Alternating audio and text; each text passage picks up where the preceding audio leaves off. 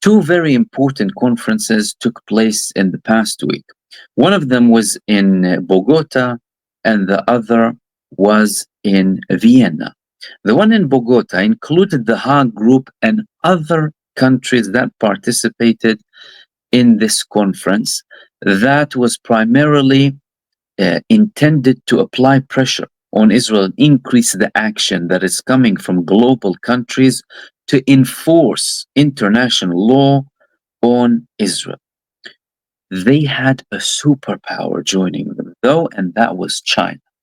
China was the only superpower that joined this conference, and several countries took immediate action to start implementing the understandings and the 6 key points that came out of this conference that included primarily enforcement actions to do with boycotting Israel, not supplying Israel with any military arms, military fuel, things to do with dual use, enforcing the international law on Israel, but it lacked the mechanism of enforcement to do with international law. That's the only thing that it missed. However, this conference is very significant because it's being backed by big superpowers, and also it's a step towards the enforcement that is required. At the end of the day, the ICJ and the ICC already came up with the resolutions and with certain statements saying that things need to be enforced against Israel.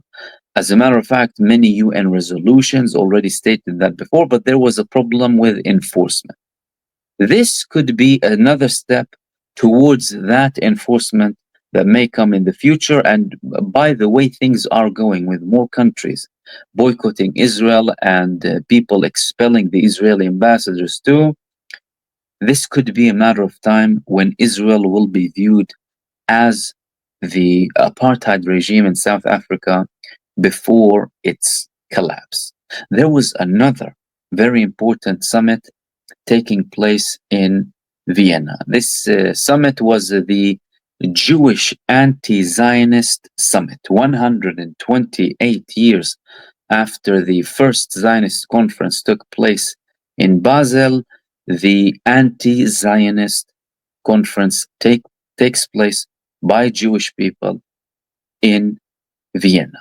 This conference is a game changer for multiple reasons, but the main reason is the fact that it was formed by Jews and is also now housing anti-Zionist Jews. You see, Zionism, when they had their conference and when they started their movement, they wanted to pretend like they are the home of the Jewish people and that they are the saviors of the Jewish people, and that they want to protect every Jewish person on earth, alongside, of course, all of the propaganda, only for it to be revealed as a neo-colonialist, terrorist apartheid tool, using Judaism as a front to commit all of its atrocities inside of Palestine. This conference now is coming, and is coming with very important key points.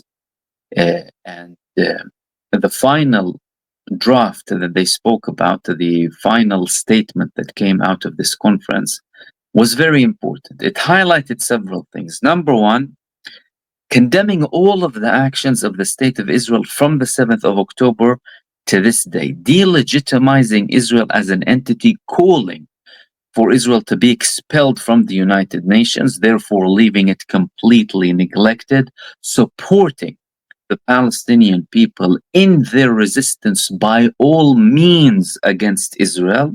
This is a very significant point that came out from this conference, and also stripping legitimacy of Israel from all of the international global organizations to do with the states and the United Nations, again expelling Israel from the United Nations and asking for all of the countries to take measures against Israel. There were multiple statements coming out from this conference.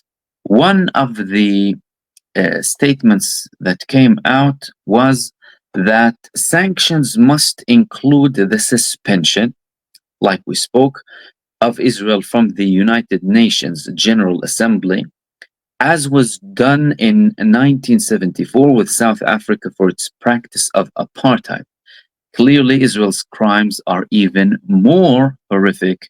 The Jewish Anti-Zionist Congress declared in a report that was published by the Palestine Chronicle.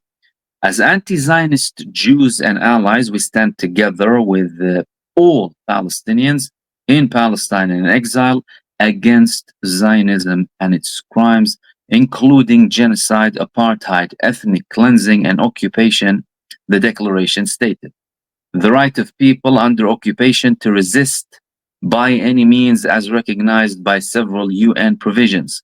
We condemn without qualification all war crimes committed by Israel since October the 7th, including ethnic cleansing, militarized apartheid, herbicide, scholasticide, medicide, mass starvation, as an instrument of forced expulsion of more than 2 million Gazans, as well as an extant genocide of hundreds of thousands, one of the worst war crimes of our time, the Congress declared.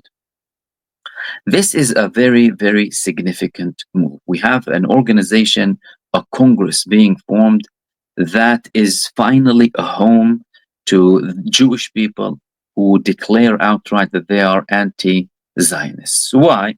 Well, because Zionism, they try to have a monopoly, both through terror and manipulation towards the Jewish people.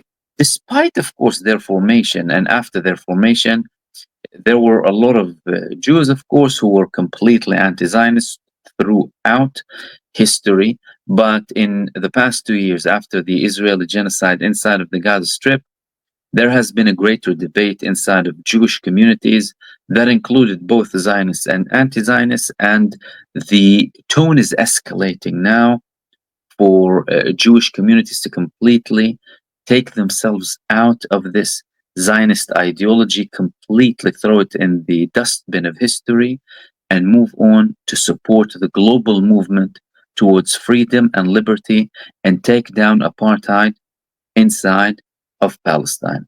How can that affect the progress in relation to the global movement to liberate Palestine and also take action against Israel? Well, by many ways. Number one, Jews would feel safer joining a movement and declaring their beliefs without prejudice and without pressure.